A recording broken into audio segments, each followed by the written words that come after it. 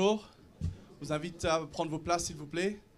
On va laisser les places à l'arrière pour ceux qui vont venir un petit peu plus en retard. Et on est dans la joie ce matin.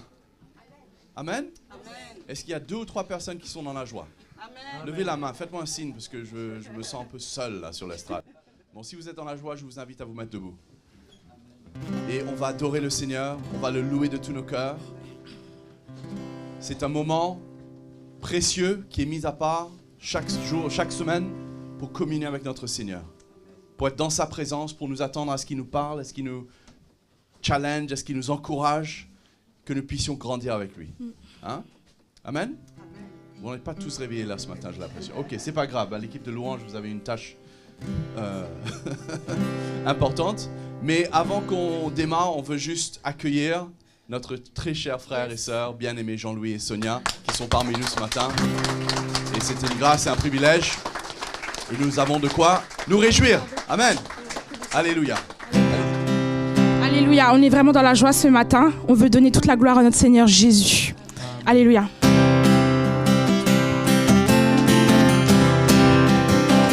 Que les cieux et la terre soient remplis de joie.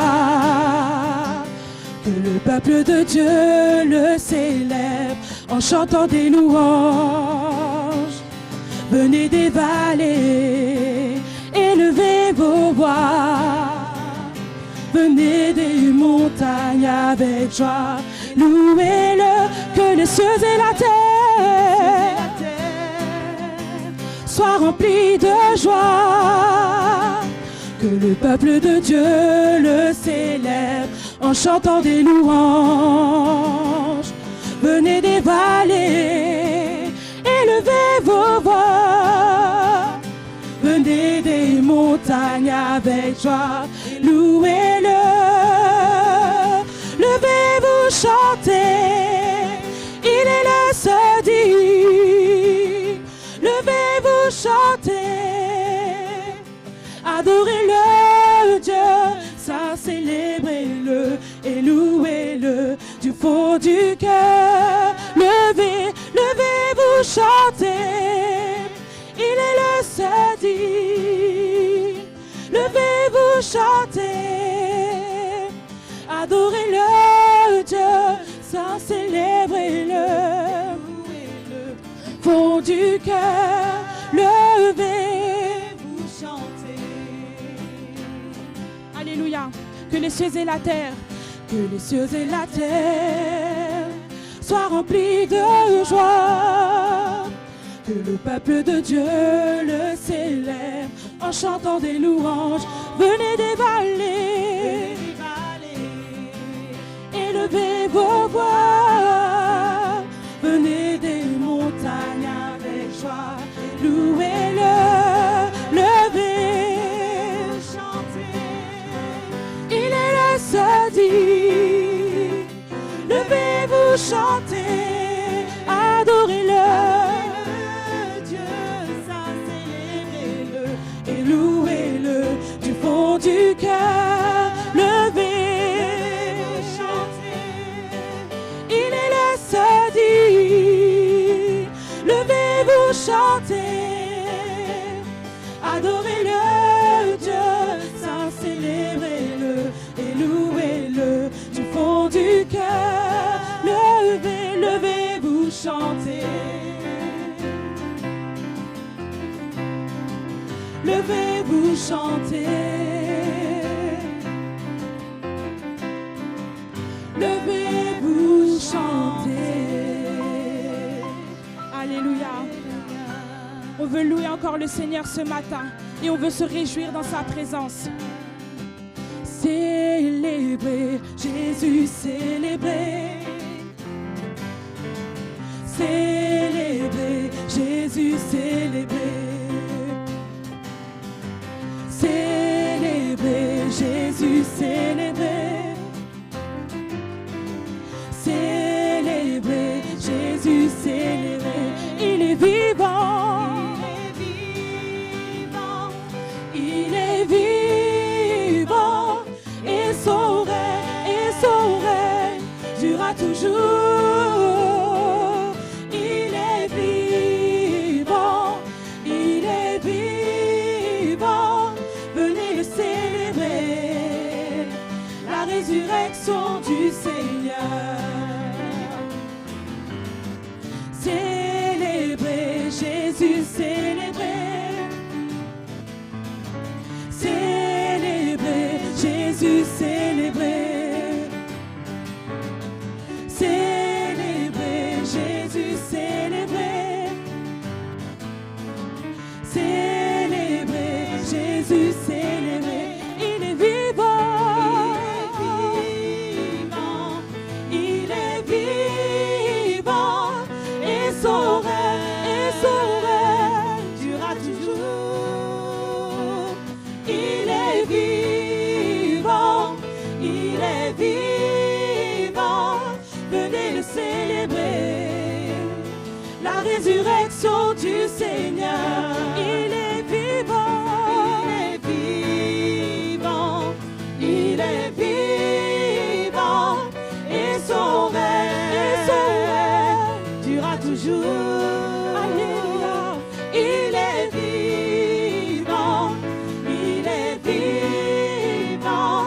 Venez célébrer, venez célébrer, venez célébrer la résurrection du Seigneur.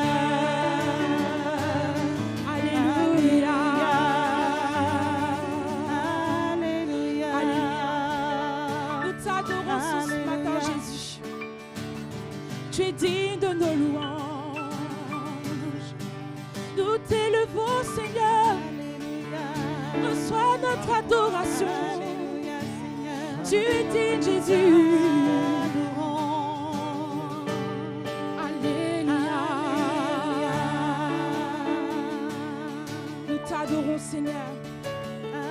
Bénis Dieu, ô mon âme, que tout en moi bénisse son saint nom.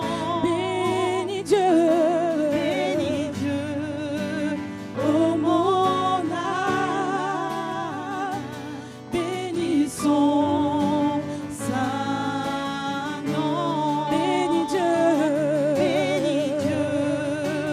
ô mon âme. Que tout en moi bénisse son saint nom. Bénis Dieu, ô mon âme, bénis son saint nom. Que tout en moi, alléluia, tout en moi l'adore. Que tout en moi bénisse son saint nom. Que tout en moi l'adore. Tout en moi l'adore. Que tout en moi bénisse son saint nom. Bénis Dieu, ô mon âme. Que tout en moi bénisse son saint nom. Bénis Dieu, ô mon âme. Bénis son saint nom. Que tout en moi l'adore. Alléluia. Tout en moi l'adore. Que tout en moi bénisse son saint nom. Que tout en moi l'adore. Tout en moi l'adore. Que tout en moi bénisse son saint nom. Que tout en moi l'adore. Tout en moi l'adore. Que tout en moi bénisse son saint nom. Que tout en moi l'adore. Tout en moi l'adore. Que tout en moi bénisse son saint nom. Que tout en moi bénisse son saint nom. Que tout en moi bénisse son saint nom. Alléluia. Jésus. Tu es présent dans ce lieu, Seigneur. Nous voulons t'adorer de tous nos cœurs. Élevons nos voix vers lui. Il est digne de recevoir nos louanges. Tu es digne, Jésus, nous t'adorons. Alléluia.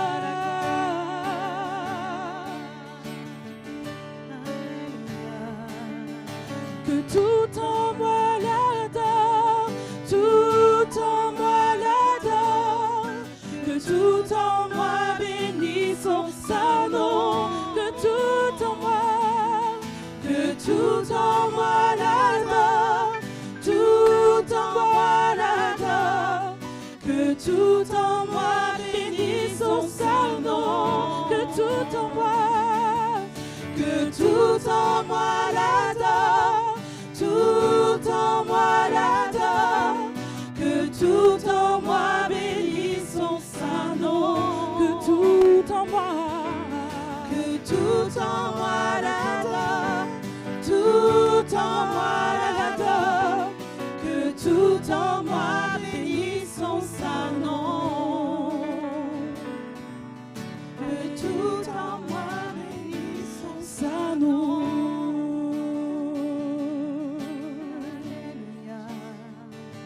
Alléluia. Jésus, nous voulons t'adorer ce matin, Seigneur. Parce que tu mérites toutes nos louanges, tu mérites nos vies, Seigneur. Tu nous as sauvés, Seigneur, tu as tant fait pour nous, Jésus. Et ce matin, Seigneur, c'est avec un cœur humble, brisé, que nous voulons t'adorer, Jésus. Tu mérites nos louanges, tu es digne, Seigneur. Je t'adore, je t'adore.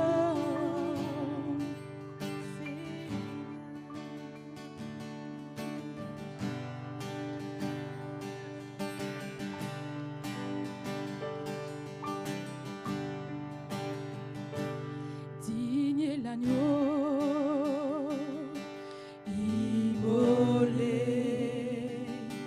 de recevoir l'honneur et la gloire, d'être loué. Digne est l'agneau immolé, de recevoir l'honneur et la gloire, d'être loué.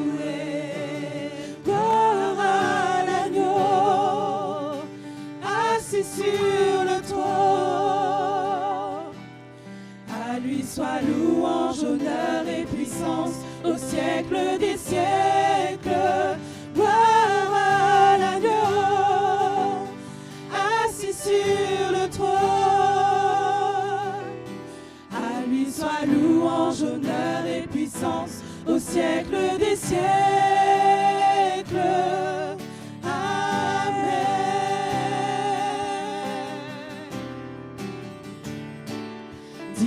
L'agneau immolé, de recevoir l'honneur et la gloire, d'être loué. Digne est l'agneau immolé, de recevoir l'honneur et la gloire, d'être loué. Gloire à sur le trône,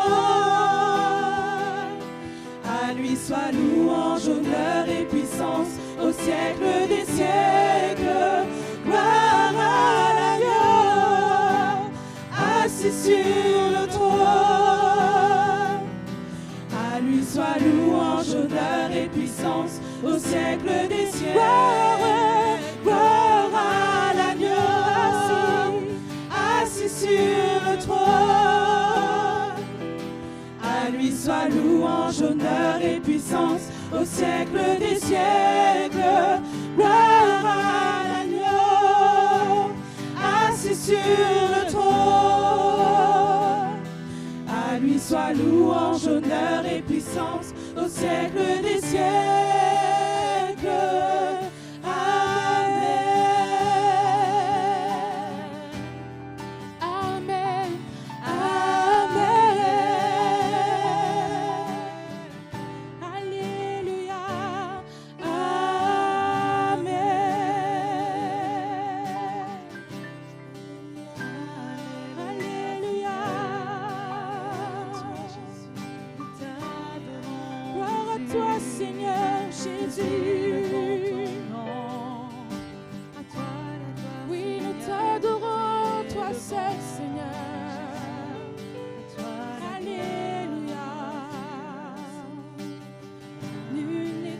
toi, Jésus.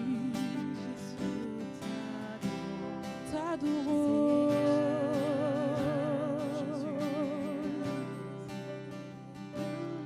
Qui est comme toi? Oh Dieu, tu nous as créés à ton image. Qui est comme toi? Oh Dieu, c'est un honneur pour nous de t'adorer.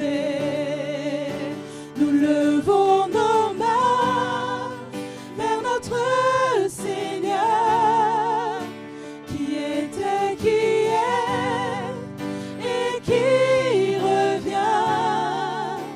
Nous levons nos mains vers notre Seigneur.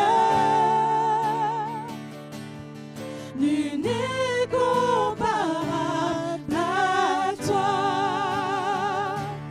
Qui est comme toi? Oh Dieu, tu nous as créés à ton image. Qui est comme toi? Oh Dieu, c'est un honneur pour nous de t'adorer. Nous levons nos mains vers notre Seigneur, qui était, qui est et qui revient. Nous levons nos mains vers notre Seigneur. Nul n'est comparable à toi. Nous levons nos mains vers notre Seigneur, qui était, qui est et qui revient. Nous levons nos mains vers notre Seigneur. Nul n'est comparable à toi. Nul n'est comparable à toi, Seigneur. Nul n'est comparable à toi. Alléluia. Nul n'est comme toi, Seigneur. Nous t'adorons, Jésus. Nous t'adorons. Tu es présent dans ce lieu, Seigneur. Alléluia. Élevons nos voix vers lui. Loue-le de tout notre cœur. Il est digne de recevoir notre adoration. Nous t'adorons, Seigneur. Alléluia.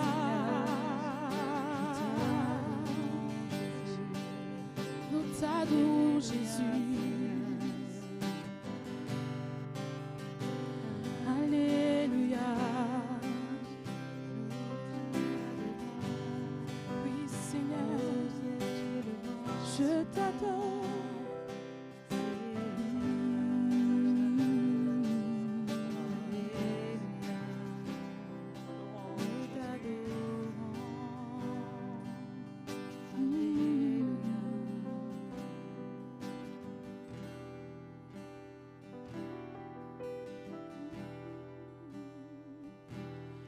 Nous t'adorons,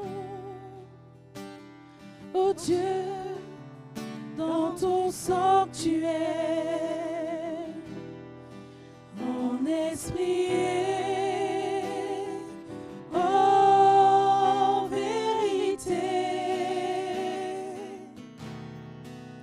Tu séjournes au milieu de nos louanges et ta présence demeure parmi nous.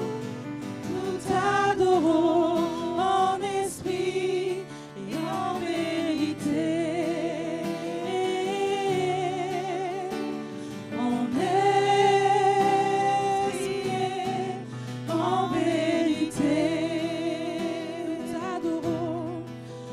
t'adorons,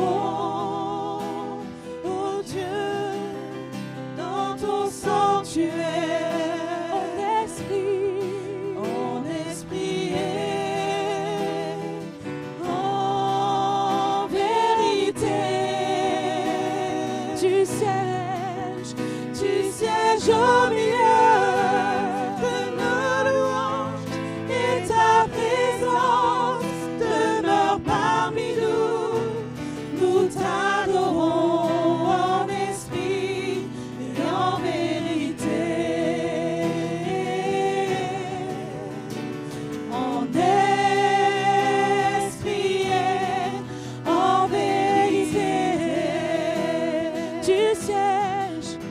Tu sièges au milieu de nos louanges et ta présence demeure parmi nous. Nous t'adorons en esprit et en vérité. En esprit et en vérité. Tu sièges au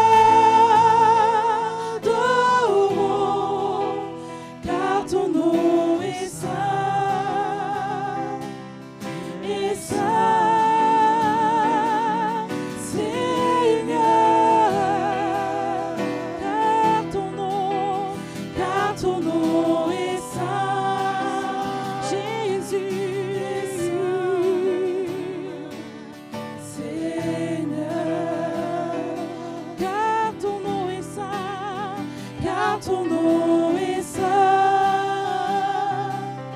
et saint, Seigneur, car ton nom est saint, et saint, Seigneur.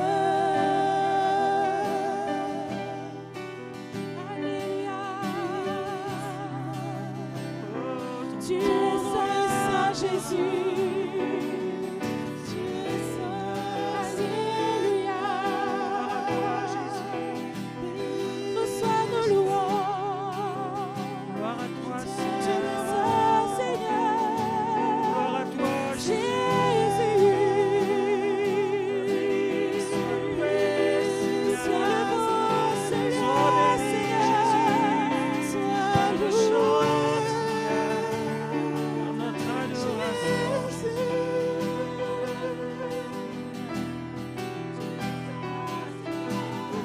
Tu es saint, Seigneur.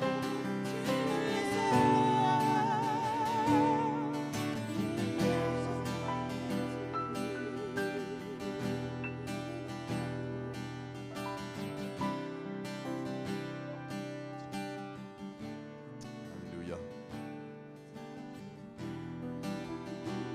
Alléluia. Tu es saint,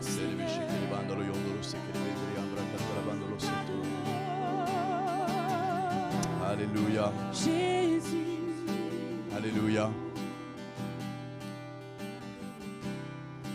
Tu es là ce matin, dit le Seigneur.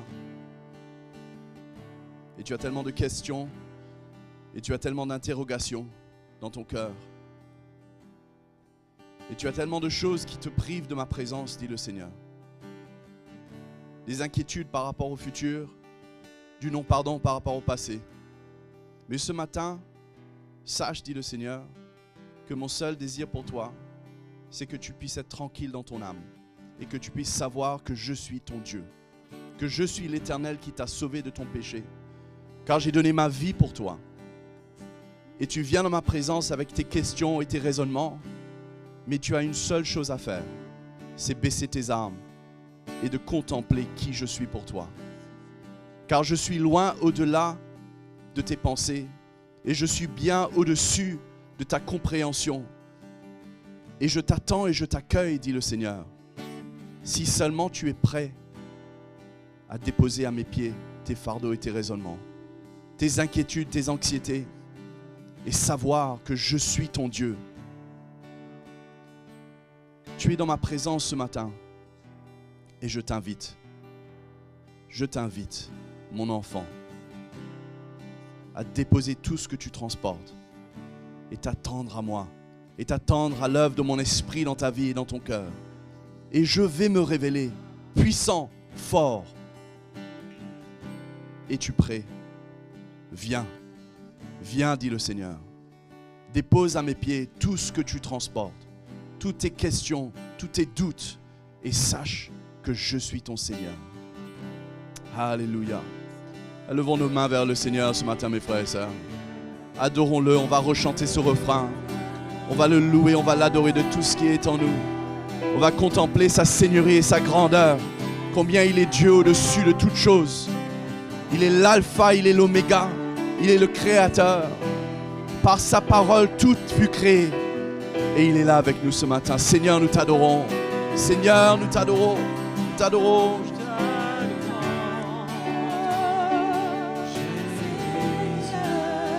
Car ton nom est saint, car ton nom est saint, et saint, Seigneur, car ton nom est saint, et saint,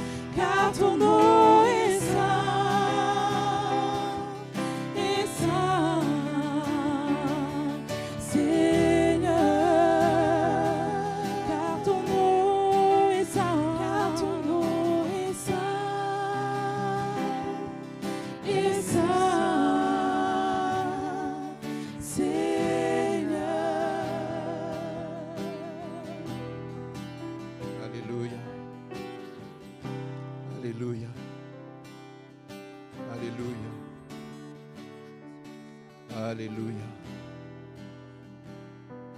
Combien, frères et sœurs, il est bon. Quand on ressent l'amour et le cœur du Seigneur pour nous. Quand on ressent les soins du Seigneur envers nous. Combien je crois que c'est bon qu'on puisse nous approcher de lui encore ce matin. Avec révérence. Avec un cœur brisé. Ayant en nous ce cri de remerciement. Parce qu'on voit et on ressent l'amour du Seigneur.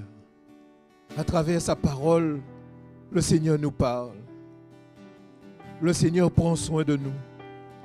Et il veut toujours nous emmener à regarder à lui et attendre à lui.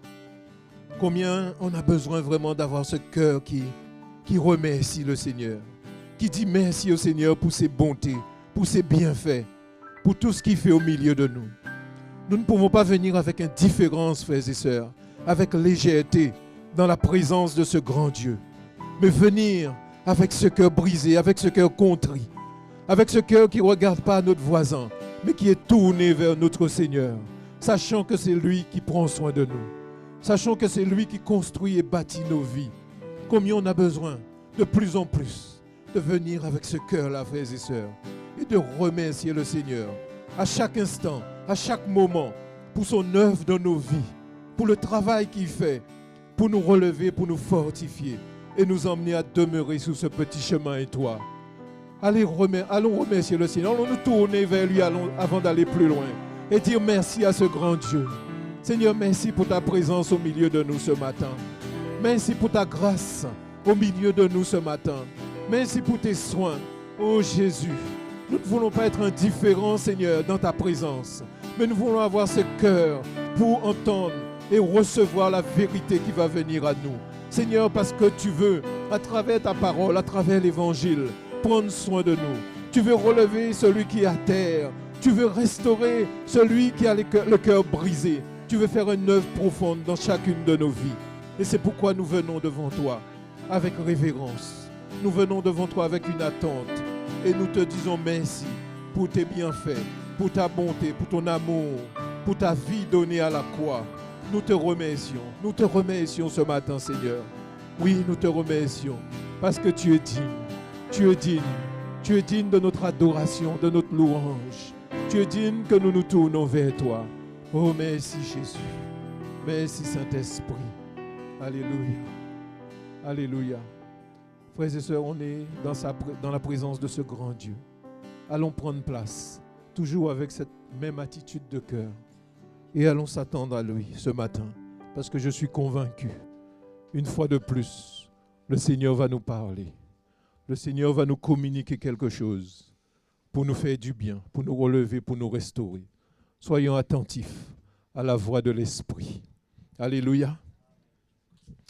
On veut accueillir ce matin, s'il y a des nouveaux parmi nous, des personnes qui nous visitent ce matin, on veut les accueillir. Donc n'hésitez pas, mettez-vous debout pour qu'on puisse vous saluer, pour qu'on puisse vous accueillir comme il se doit dans la maison du Seigneur. Ne soyez pas timide, mais s'il y a quelqu'un, une seule personne, n'hésitez pas. On accueille. Allez saluer, allez dire un petit bonjour. D'accord. Oui. Oui, mais c'est quoi le... Donc on accueille Amélie et Titan qui viennent de l'église de Floride ce matin. Bienvenue au milieu de nous. Voilà, frères et sœurs. Donc, sans plus tarder, on va emmener au Seigneur ce que le Seigneur a mis dans nos cœurs ce matin. Parce que je suis persuadé que chacun d'entre nous, on est venu ce matin, mais on s'est mis devant le Seigneur, on a cherché le Seigneur et le Seigneur nous a mis quelque chose à cœur pour emmener et pour le servir. Hein? Et combien, moi je crois que c'est pas, on connaît, on sait le cœur qu'on a besoin d'avoir quand on est dans la présence du Seigneur. Et on sait aussi que le Seigneur ne s'attend pas à tout ce qu'on peut emmener, mais ce que le Seigneur veut voir, c'est ce cœur brisé et ce cœur contrit. Ce cœur qui croit que le Seigneur est capable de prendre soin de nous. Souvenons-nous de cette veuve qui a amené ces quelques pièces. Quand je lis ce passage, je ressens toute la confiance que cette dame avait dans le Seigneur. Elle a emmené tout ce qu'elle avait, mais quelque part, c'est parce qu'elle faisait confiance à ce grand Dieu pour prendre soin d'elle, pour s'occuper de chaque détail de sa vie. Et c'est pourquoi quand on est là, dans sa présence, que nous ayons cette assurance dans notre cœur que le Seigneur va prendre soin de nous, le Seigneur va s'occuper de nous. Mais ce dont nous avons besoin, c'est de nous approcher de lui, avec notre cœur, avec notre vie, parce que c'est ce que le Seigneur veut. Le Seigneur veut nos vies, le Seigneur veut notre cœur, et le Seigneur veut voir cette foi vivante en nous, cette foi qui démontre que nous nous attendons à lui, que nous comptons sur lui, et que notre vie est entre ses mains. Ce n'est pas juste des paroles et des mots, mais que ce soit une foi vivante, réelle.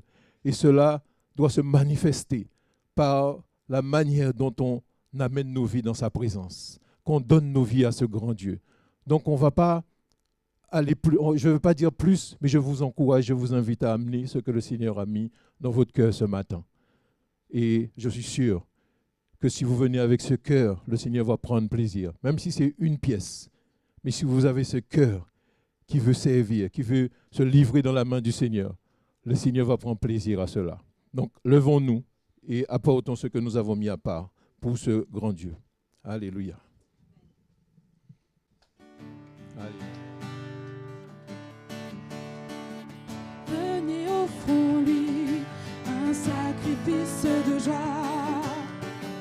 Venez offrons-lui un sacrifice de joie. Venez, venez offrons-lui un sacrifice de joie. Venez offrons-lui un sacrifice de joie.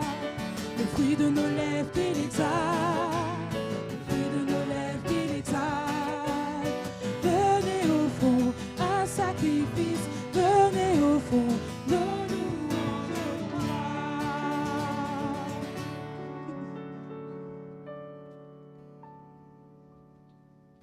Tu veux tes notes? On est bénis, on est dans la joie, amen. Les Américains, c'est bon? Okay. Donc, ce matin, c'est pas moi qui vais partager la parole, amen. Donc, on n'a pas 25 versets bibliques, mais ce matin, nous avons le privilège d'avoir Jean-Louis et Sonia avec nous. Et pour ceux peut-être qui nous ont rejoints dans la dernière année, parce qu'il y en a quelques-uns, Jean-Louis et Sonia ont été à la genèse de l'église à Paris. C'était c'était notre frère et notre sœur ainsi que leur famille qui sont partis à l'île Maurice il y a quoi? Il y a 35 ans de cela? 40 ans de cela? Qui se sont connectés avec le ministère apostolique et les églises ici en France, Nanterre, Chaville, Rouen ainsi que tous les groupes sont quelque part le fruit de leur vie donnée. Donc il faut savoir que c'est vrai que nous avons beaucoup de frères, surtout qui viennent nous apporter la parole de toutes nos églises, mais notre frère Jean-Louis et notre sœur Sonia ne sont vraiment pas n'importe qui pour nous. Donc c'est avec ça en tête que nous voulons vraiment les accueillir. Je ne sais pas si Sonia veut dire quelque chose, mais les encourager et les accueillir de venir nous apporter la parole de Dieu ce matin.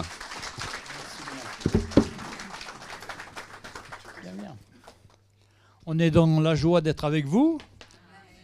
Ça n'a pas été simple toujours, mais ça fait 1 an et 15 jours que nous étions à Maurice et nous sommes venus pour vous visiter pendant 1 mois. Mais ma femme, elle veut vous saluer. Parce que... Ah oui, c'est une joie de vous retrouver et de retrouver sa famille, ses frères et sœurs et de rencontrer de nouveaux frères et sœurs. C'est une grâce, vraiment. On fait partie vraiment d'une famille exceptionnelle, extraordinaire. Et moi, je vous encourage vraiment à persévérer, à donner de plus en plus votre cœur au Seigneur et à grandir dans les voies du Seigneur. Vraiment. Merci beaucoup, en tout cas, de votre accueil.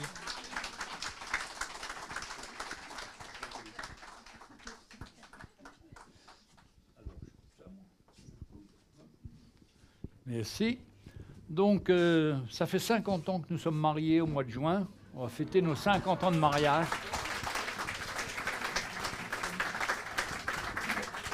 Et je suis reconnaissant au Seigneur de la compagne que Dieu m'a donnée. Je n'ai pas toujours été très reconnaissant au début de notre mariage, c'était difficile aussi. Et je comprends tous les mariages, il y a des situations qu'on doit avoir la victoire. Et je crois que la grâce de Dieu, ça a été de pouvoir avoir cette victoire et de s'attendre au Seigneur dans la foi, même si on avait des désaccords importants. Mais la grâce de Dieu nous unit et fait une œuvre dans notre cœur. Pourquoi c'est tellement important d'épouser quelqu'un qui connaît le Seigneur? Là, tout est possible et on peut s'attendre à lui en toutes choses. Donc on est reconnaissant et ma femme dit toujours, devant tout le monde, elle dit « mais on s'aime encore plus qu'avant ». Elle est heureuse et moi aussi, malgré que les années que nous avons, j'ai calculé qu'à nous deux, on a 150 ans. Donc on a beaucoup d'années et de moins en moins de mémoire. Et surtout, la mémoire des noms. Donc on ne se rappelle jamais une personne et tout. Mais on sert le Seigneur quand même avec. Alors ne vous étonnez pas si je vous appelle mon frère ou ma sœur, mais souvent je ne peux pas aller plus loin parce que je connais, mais j'oublie quoi. Hein. Et c'est assez intéressant, surtout qu'on revient à Maurice après avoir habité là, il est à 34 ans, et tous les petits-enfants, ils sont devenus des grands costauds et tout, ils sont mariés, ils ont à nouveau leurs enfants aussi, et pour les reconnaître, c'est très difficile. Mais le Seigneur nous aide. Hein. Et on a aussi des situations, quand on est arrivé à Maurice, c'était compliqué de faire les papiers pour la retraite, moi et Sonia. Donc on va à l'immigration. D'abord, on arrive à Maurice le premier jour, quand il y a la douane. On ouvre notre passeport et le douanier qui nous accueille « Mais Jean-Louis Gaillard, j'écoute tes histoires tous les jours à la télé ou à la radio. » Ah, ça fait vraiment drôle. Après, on va à l'immigration faire nos papiers et c'était compliqué parce que Maurice est une île informatique. Mais ils veulent toujours avoir des preuves écrites, comme autrefois sur du papier. Et nous, les preuves écrites étaient dans le conteneur. Donc quand on est arrivé, le conteneur a mis 3 mois pour venir au lieu d'1 mois. Donc nos papiers étaient dans le conteneur et pas moyen. Et puis, et je dis au policier, mais monsieur le policier, vous êtes une île informatique. Pourquoi vous ne croyez pas à l'informatique? Il n'a rien dit, il m'a dit, venez, on va parler dehors. Et il me dit, vous êtes le pasteur Jean-Louis Gaillard, je vous écoute aussi, mais calmez-vous, pasteur, calmez-vous, ça va s'arranger. Et ça ouvre des portes après pour les autres Français qui arrivent, parce qu'ils me demandent d'aller avec eux, et les policiers me connaissent par cœur. Cette semaine, j'étais pour Dany Denou, juste avant de partir. Elle avait perdu son mari, David, que vous connaissez. Donc elle était seule, elle ne savait pas comment faire les papiers.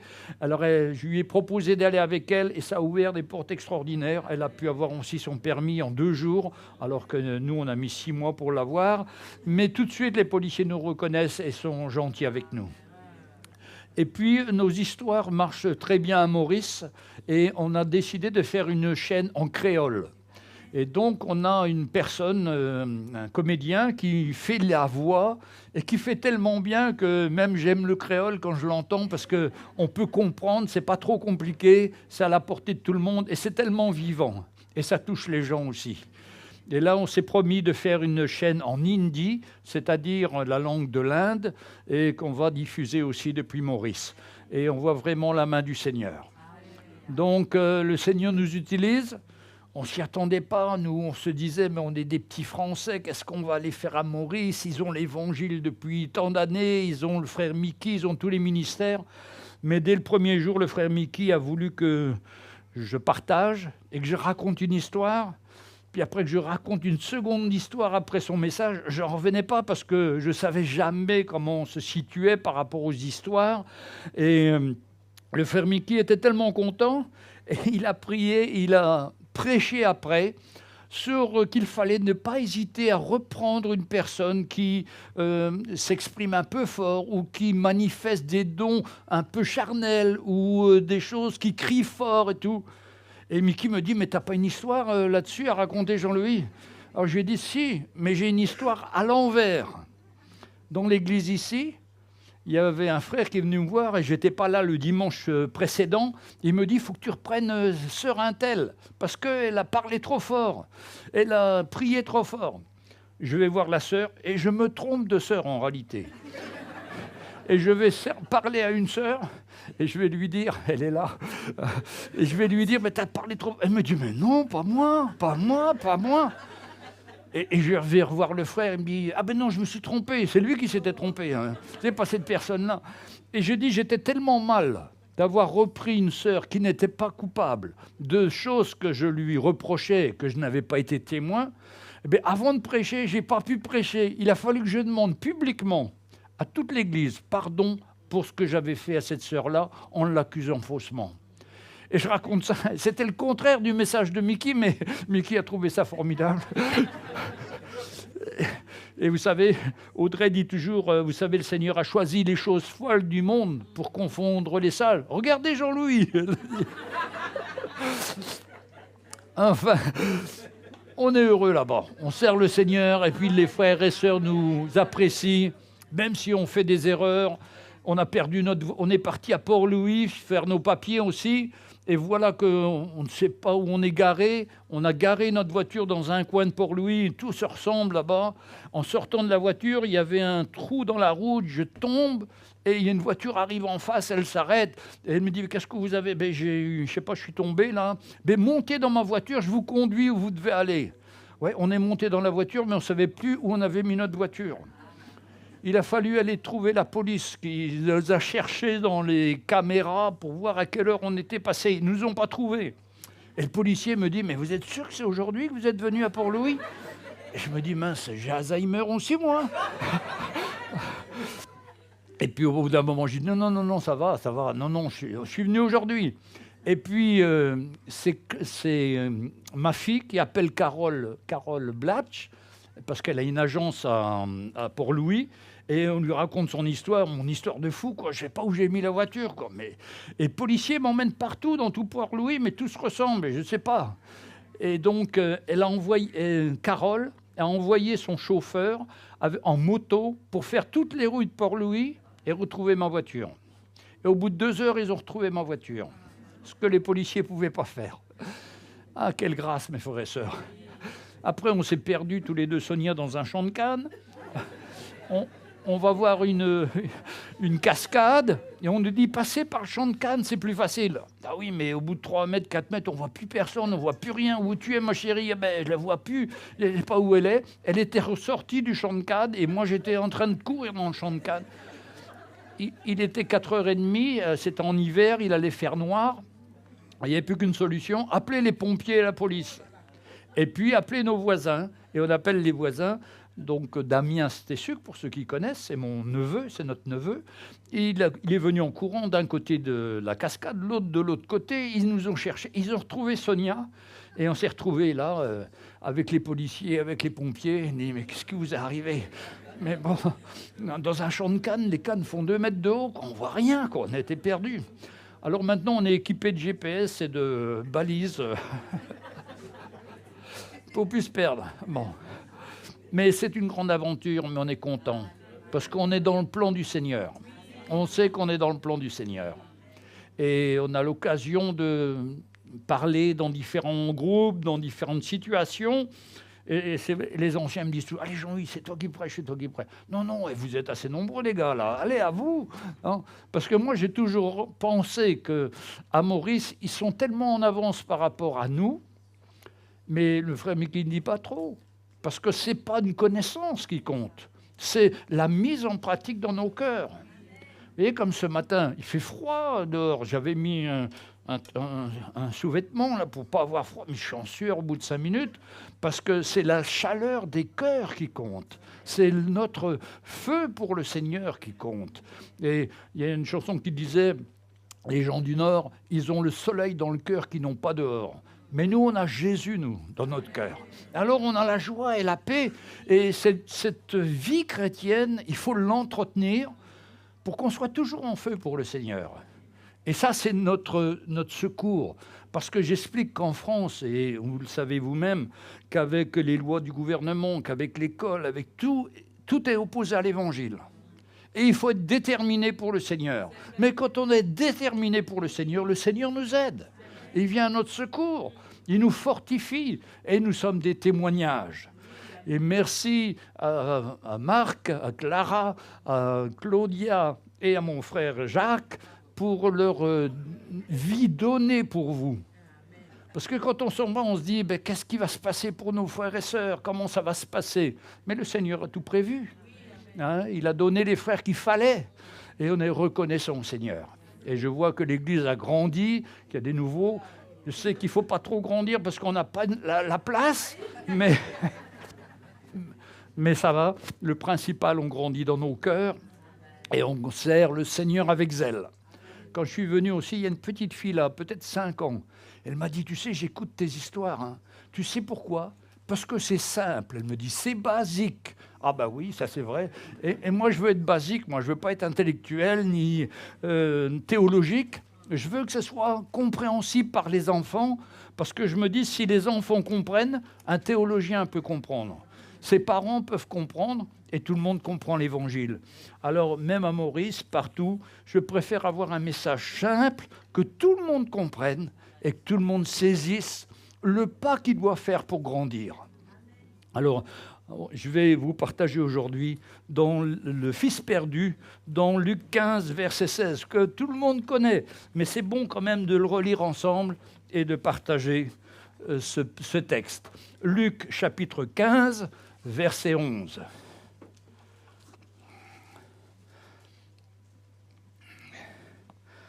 Voilà. C'est le fils prodigue, vous connaissez. Il dit encore, un homme avait 2 fils. Le plus jeune dit à son père, « Mon père, donne-moi la part de bien qui doit me revenir. » Et leur père leur partagea son bien. Alors c'est une histoire que Jésus raconte d'une façon humaine. Il parle déjà d'un enfant qui a un papa, qui a 2 fils. Et le plus jeune qui lui dit « Mon père, donne-moi la part des biens qui doit me revenir. » Il demande son héritage. Normalement, on demande l'héritage quand les parents meurent. C'est là qu'on a l'héritage. Mais lui, il veut partir. Pourquoi? Et beaucoup à Maurice aussi, de gens veulent partir en Europe, en Angleterre, vivre ailleurs. Alors que ce qui compte pour moi, c'est d'être là où Dieu nous veut et là où la parole fait une œuvre dans notre cœur. C'est important qu'on soit là parce que la première chose dans notre vie, c'est que notre cœur soit en paix avec le Seigneur et que notre cœur puisse grandir avec le Seigneur. Mais Maurice aussi est un pays qui a beaucoup changé. En 88, nous étions donc à l'église de Curpip à l'époque. Il y avait à peu près 500 personnes et il y avait 4 voitures dans l'église. Et nous avions une voiture, une vieille 4L un peu toute tordue, les roues avant étaient plus en avant, une roue était plus en avant que l'autre. Enfin c'était assez particulier. Il y avait Clara, il y avait Jérôme, il y avait Maria, il y avait Geneviève, pour tous ceux qui connaissent. Et nous étions là, à l'église. Aujourd'hui, les parkings sont remplis de centaines de voitures. Ce n'est pas des milliers, tellement il y a du monde. Hein. La vie a changé. Mais beaucoup de gens ont oublié la fondation dans leur vie qui est le Seigneur Jésus. Et on peut courir après les choses matérielles, mais on ne sera jamais heureux. Au contraire, on ne sera jamais satisfait. Et ça, ce que raconte Jésus, c'est l'histoire d'un papa qui a 2 fils, dont l'un des fils, le plus jeune, lui demande son héritage pour partir, pour aller vivre ailleurs, sans les parents, sans la présence de Dieu dans sa vie. Et ça va être une catastrophe pour lui. Comme c'est souvent une catastrophe pour nous quand on s'éloigne du Seigneur et qu'on a besoin sans cesse de veiller sur notre communion avec lui. Parce que c'est lui qui nous garde, c'est lui qui nous remplit de joie, de paix, de foi, pour pas qu'on soit dans la quiétude. Comme m'a dit un des frères ce matin, mais ce que le Seigneur veut nous donner, c'est qu'on arrête de s'inquiéter, qu'on arrête de se soucier, qu'on arrête d'envier des choses qu'on n'a pas. Non, si Dieu ne nous les a pas données, acceptons de vivre avec ce qu'on a. Et on n'a pas toujours ce qu'il faut, mais on a le nécessaire, ce que Dieu nous donne qui serait bon.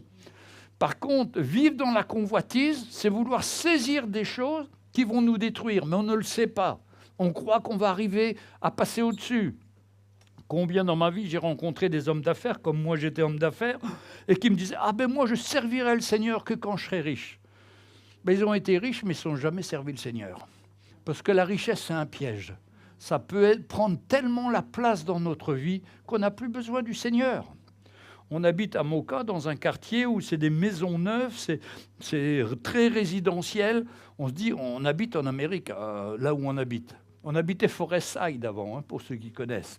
La pluie tout le temps, le jardin se transformait en piscine dès qu'il pleuvait. Enfin, c'était terrible. Et à l'époque, on nous disait, vous avez une super maison et tout. Et puis, bon, les toilettes ne marchaient pas. Le propriétaire, il vient, il prend un pic, il fait un trou dans le mur, et puis il met un tuyau là, ça va dans le jardin. Enfin, j'ai dit, mais qu'est-ce que c'est que ce pays-là ? Et là, on revient, mais on est en Amérique, c'est-à-dire des maisons à peu près aux normes. À peu près, parce que quand je suis allé la première fois, je touchais le frigo, je touchais le courant. Et je dis au électricien, mais où est la terre ? Ah, mais on ne met pas de terre, là. On met la terre en France, mais pas à Maurice. Mais comment ça ? Le courant, il est pareil, il est mortel, là. Si je touche le frigo, je suis électrocuté. Non, c'est pas grave. Il dit, pas grave. Bon, non, pas grave. Rien n'est grave là-bas. Et donc, j'ai dû appeler la propriétaire pour qu'on fasse une expertise et voir tout ce qui n'allait pas. Les drains des toilettes étaient bouchés. Enfin, tout était catastrophe. Et ils avaient déjà 6 mois de retard pour faire la maison. Et il y a eu encore 3 à 4 mois pour la rendre habitable, quoi. Et une maison neuve. Hein. Donc, c'est un dépaysement total. Maintenant, les ouvriers viennent, le patron s'en va, les ouvriers sont couchés par terre, ils dorment. Ils ne travaillent pas. Mais qu'est-ce que c'est que ce pays-là ? Ils ne travaillent pas lundi, parce que c'est lundi cordonniers, ils disent qu'ils ont tellement bu pendant le week-end qu'ils ne peuvent pas travailler lundi. Enfin, ils ont des excuses tout le temps, c'est terrible. Mais quand même, pour nous les Français, le plus dur, c'était de ralentir, se calmer, prendre le temps. Ça fait du bien de prendre du temps, hein. Surtout, mais dans la région parisienne, on est toujours en train de courir. Mais heureusement, le travail s'est fait aussi dans notre cœur, à s'attendre au Seigneur. Maintenant, on est bien, on est près de nos enfants, près de nos petits-enfants, on est dans la même rue que notre fille Joanne et Vincent, nos 3 petits-enfants qui ont 16 ans, 14 ans et 12 ans, et notre fils David, lui, il a 2 enfants de 5 ans peut-être, et puis 2 ans. Ça change tout le temps, donc... Et simplement, j'ai une petite fille qui a peut-être 1 an et demi. Elle me dit, papy, je t'aime, qu'elle me dit. Mais on fondre nos petits-enfants, quoi. Et Nora, elle s'appelle. Hein. Et là, elle me téléphone tous les jours pour savoir comment je vais. 1 an et demi, mais incroyable. Eh bien, nous, on fond, quoi. Donc, on est à la bonne place, on sert le Seigneur.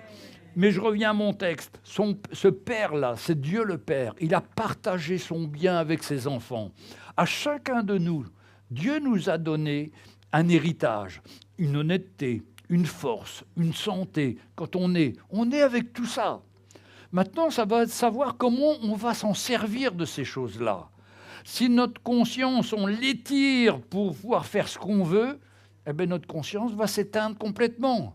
Si notre force ou notre santé, on va se droguer ou on va être alcoolique comme moi j'ai été quand j'avais 21 ans, eh bien, je vais détruire ma santé. On a tous un capital de santé, on a tous un capital de vie, et ça va dépendre du choix qu'on va faire dans notre vie pour garder la santé ou alors pour détruire notre santé. La cigarette, c'est sûr que ça amène le cancer et ça amène des maladies. Et toutes les fois qu'à l'époque je fumais, je ne savais pas, mais je sais aujourd'hui et je vois les conséquences que ça a eu. Mais gloire au Seigneur, le Seigneur nous relève quand on s'humilie auprès de lui. Alors, leur père leur partagea son bien. Peu de jours après, le jeune fils, ayant tout ramassé, partit dans un pays éloigné.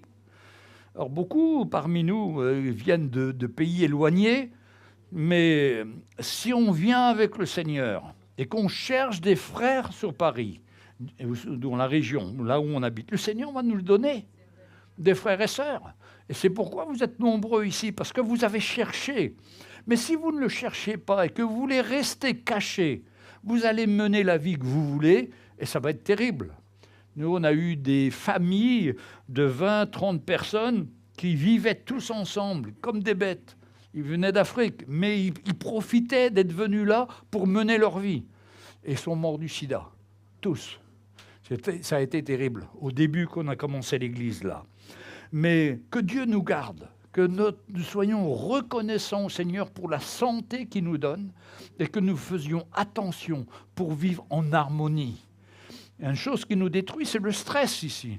C'est la pression qu'il y a sur nous. C'est pour ça qu'il faut arrêter des moments et prendre ces temps privilégiés avec le Seigneur, le matin, le soir, parler avec son conjoint, avec son épouse, avec ses enfants, établir une vie de famille, non pas d'être toujours avec des tablettes ou des choses comme ça toute la journée, mais avoir un échange humain, apprécier, s'apprécier mutuellement. Et c'est une grande grâce. Alors, ce jeune fils, après avoir tout ramassé, c'est-à-dire il a vendu tous ses biens qu'avait son père, et il est parti pour un pays éloigné, pour se cacher en réalité, pour pouvoir mener la vie qu'il voulait. On n'est pas appelé à se cacher. On est appelé à vivre en paix les uns avec les autres. Il dissipa son bien en vivant dans la débauche. Ah ben oui, tant qu'on a de l'argent, on peut faire la fête. Et il a fait la fête, il a eu des amis, parce que quand on a de l'argent, on a facilement des amis. Mais le jour où on n'a plus d'argent, on n'a plus d'amis. Et ça, c'est terrible. On n'intéresse plus personne. Alors, lorsqu'il eut tout dépensé, une grande famine survint dans le pays et il commença à se trouver dans le besoin. Vous savez, quand on n'a plus l'argent, on n'a plus de moteur, eh bien, on se trouve dans une situation difficile. On connaît une famine parce qu'on ne peut plus assouvir notre chair. Parce que notre chair, elle nous réclame de plus en plus de choses. Si vous buvez de l'alcool en permanence, c'était mon cas quand j'étais onologue. Je buvais du champagne toute la journée parce que j'étais onologue en Champagne. Je devais déguster le vin, mais au lieu de le recracher, je l'avalais. Et le soir, j'avais la forme, je vais vous dire. J'étais tout rouge, j'étais dans un état terrible. Mais le lendemain, matin, je me disais, aujourd'hui, j'arrête. Aujourd'hui, mais impossible. Parce que le péché, quand il vous saisit, il vous rend esclave. Et le lendemain, vous avez encore plus soif. Et vous ne pouvez pas vous arrêter. C'est le Seigneur qui m'a arrêté quand je l'ai rencontré. Alors que je ne méritais pas, je ne le servais pas, je ne le connaissais pas. J'étais élevé comme tout le monde dans la tradition, mais je ne connaissais pas le Seigneur. Mais quand Jésus s'est révélé à moi, d'abord j'étais dans un état aussi second, mais le fait d'entendre l'Évangile, ça m'a dessoulé. Parce que mon ami qui était avec moi, un Anglais que j'avais rencontré, qui me parlait de Marx, de Engels et tout ça, à la fin il me dit « Mais est-ce que tu connais Jésus ?» Mais je dis non, ça c'est pour les enfants, c'est pour les personnes âgées. Mais il me dit, c'est pour toi. Quand il m'a dit ça, ça m'a dessoulé tout d'un coup. Je suis revenu conscient et normal. J'ai senti que quelque chose se passait en moi. Puis il m'a invité à venir dans une église à Rueil-Malmaison.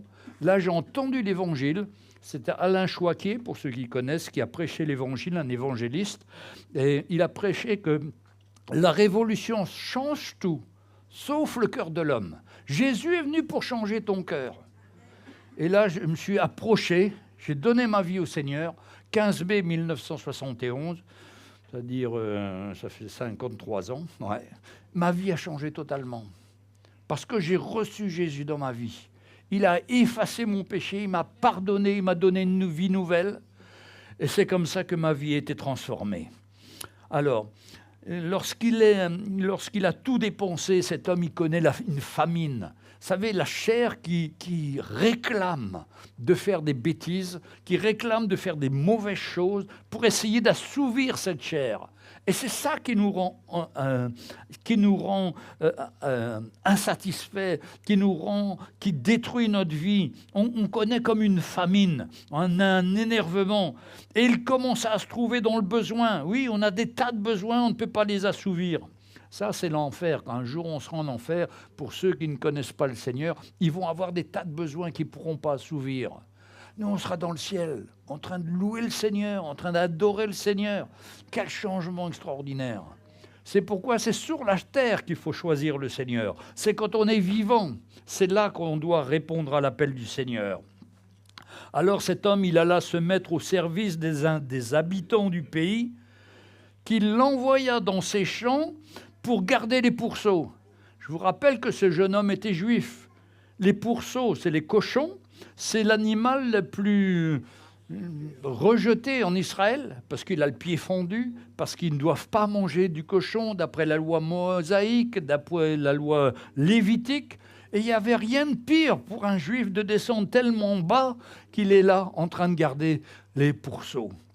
Et il est là, et puis il aurait voulu manger, il aurait voulu se rassasier des carouges ou des betteraves que mangeaient les pourceaux, mais personne ne lui en donnait. Il était devenu tellement bas, il était descendu tellement bas qu'il voulait manger ce que mangent les cochons. Mais sa vie était comme... il mangeait aussi des tas de choses que mangent les cochons. C'était une catastrophe. Il était devenu comme ces animaux, rejeté de Dieu, rejeté des hommes. Personne ne lui donnait à manger. Alors, verset 15, il alla se mettre au service des uns des habitants qu'il l'envoya près de ses pourceaux. Il aurait bien voulu se rassasier des carouges que mangeaient les pourceaux, mais personne ne lui en donnait. Il n'intéresse plus personne. Il est comme une épave. C'est terrible d'être dans cette situation-là. Alors, là, le miracle arrive, verset 17. Étant rentré en lui-même, il dit, mais combien d'ouvriers chez mon père ont du pain en abondance, et moi, ici, je meurs de faim. Voilà la grâce qu'on a d'avoir le Saint-Esprit qui, à un moment dans notre vie, vient parler. Tu as tout ce que tu voudrais chez ton Papa céleste. Il veut tout te donner. Et toi, tu manques de tout ici. Tu es dans la famine, dans la misère, mais Dieu a un plan pour toi. Et Dieu a un plan pour chacun d'entre nous. Je me souviens, j'avais 22 ans, je réussissais mes études, j'avais des amis, j'étais une vie facile. Puis je rentrais dans ma chambre et je disais, mais j'ai tout pour être heureux, j'ai réussi mes études, j'ai de l'argent, j'ai des amis, j'ai tout. Puis je me regardais dans une glace et je pleurais comme un enfant. Parce que mon cœur était vide. Et ça, c'est quelque chose de terrible qui m'a marqué pendant des années où je vivais avec cette solitude, cette famine en moi, parce qu'il me manquait le Seigneur. Et c'est comme ça peut arriver à beaucoup d'entre nous. On a tout en apparence, mais notre cœur est vide. Donc, il n'y a rien de bien, rien n'est bon. On n'est jamais satisfait. Alors, personne ne lui en donnait. Verset 17. Étant rentré en lui-même, donc il fait un point sur sa vie. Et se dit, mais combien d'ouvriers chez mon père ont du pain en abondance, et moi je meurs de faim. Et au verset 18, il prend la décision. Il dit, je me lèverai, j'irai vers mon père, et je lui dirai, mon père, j'ai péché contre le ciel et contre toi. Mes frères et sœurs, c'est là que notre vie change. On peut être convaincu qu'on est dans la catastrophe, qu'on fait des choses qui ne sont pas bonnes, qu'on est dans une famine, qu'on est dans une soif pour satisfaire notre chair et qu'on n'a pas la réponse. Mais il y a une solution, il y a une décision à prendre. Et il dit, je me lèverai, j'irai vers mon Père, vers Dieu le Père ou vers mon Père physique. Et je lui dirai à mon Père, j'ai péché contre le ciel et contre toi. Là, on reçoit une conviction de péché. Il dit, j'ai une conviction de péché. J'ai péché contre le ciel, contre Dieu et contre mon Père physique. Et là, tout est possible quand on se repent et qu'on réalise notre état. Alors, il va aller vers son Père. Il va se lever, alors il va et je lui dirai, voilà, et je me lèverai. Il prend la décision de se lever. Vous savez, des fois, on entend la parole de Dieu pendant le culte, et on dit, oh là là, Seigneur, ça c'est exactement ma vie. Ça, tu me parles ce matin. Et Seigneur, je veux obéir. Et puis, malheureusement, on sort du culte après les chants, et puis on oublie. Ça m'arrivait longtemps dans ma vie. J'ai connu une période comme ça dans ma vie, où je savais que le Seigneur me parlait, je disais, ah oui, il faut que j'obéisse, mais je sortais, et ça y est, envolé. Et j'oubliais. Et la semaine suivante, j'entendais les mêmes paroles qui revenaient à mon cœur. Je dis, ça y est, j'obéis. Puis à un moment, j'ai dit, j'en ai marre d'être ballotté comme ça dans ma vie. Si le Seigneur me parle, tout de suite, je veux lui obéir, je veux m'approcher, même si je m'approche tous les dimanches à l'église, ce n'est pas un problème, et je le ferai de tout mon cœur jusqu'au moment où je serai libéré. Et j'ai vu comme ça le Seigneur me libérer de beaucoup de choses. Parce que j'étais esclave aussi de la convoitise, du désir d'avoir des choses, du désir de la chair. Et petit à petit, le Seigneur m'a délivré. Et aujourd'hui, quand je regarde en arrière, je vois quelle grâce, combien le Seigneur a été bon pour moi et combien il est toujours aussi bon. Parce que je ne suis pas parfait, je ne suis pas arrivé. Mais je m'attends à lui et je règle mes problèmes les uns après les autres. Et je deviens libre. Et il n'y a plus rien qui me retient. Et vous savez, j'ai remarqué, on n'est jamais aussi bien que quand on se repent. Quand on reconnaît notre état devant le Seigneur. Oh, on n'est pas fier, bien sûr, c'est pas joli à voir, mais Seigneur, j'ai une espérance en toi, je regarde à toi. Parce que la Bible nous dit que si nous confessons nos péchés, il est fidèle et juste pour nous les pardonner, pour les effacer comme s'ils n'avaient pas existé. Et quand on s'approche du Seigneur, quand on s'humilie devant lui, il nous pardonne, il nous relève, et tout est effacé. Et on repart à nouveau. Et là, on sent la présence du Seigneur dans notre vie, tout devient possible. Un miracle d'une prière que j'attends depuis des années. Une situation où je suis coincé par un manque de sérieux dans ma vie. Le Seigneur me change. Et tout devient possible. Et là, je commence à grandir avec lui. C'est merveilleux. La repentance, c'est ce qui nous change. Et vous voyez, ce jeune homme-là, il a réfléchi, il a dit, je vais aller voir mon père, je vais lui demander pardon. Mais il s'est levé. C'est la chose la plus difficile à faire. Mais quand on se lève et quand on obéit au Seigneur, c'est sûr qu'il répond et qu'il nous libère. Alors,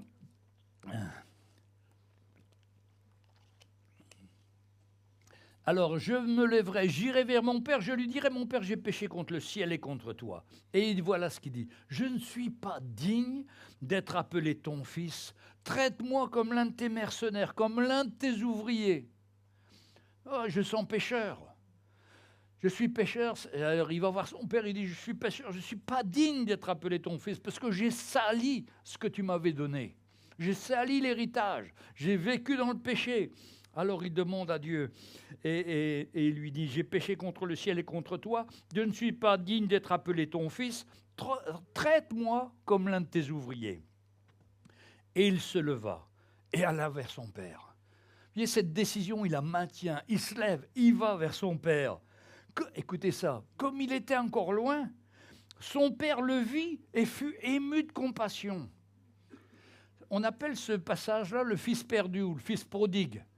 Mais les Espagnols appellent ce passage-là le Père admirable. Parce que notre Dieu est admirable. Parce que Dieu nous attend. Dieu nous tend les bras, toujours prêt à nous pardonner et avoir de la compassion pour nous. Alors, mais le Père, son Père, son Père le vit et fut ému de compassion. En réalité, son Père l'attendait. Notre Père, Dieu, dans le ciel, nous attend chacun d'entre nous. Et il attend qu'une chose, c'est qu'on vienne à lui et qu'on reconnaisse notre besoin. Parce qu'on est parti faire notre vie par nous-mêmes. On a cru qu'on était capable, qu'on allait y arriver. Mais à un moment, il faut réaliser. Non, on a raté. On est passé à côté. Alors, on s'humilie. Et là, il nous attend, il nous tend les bras.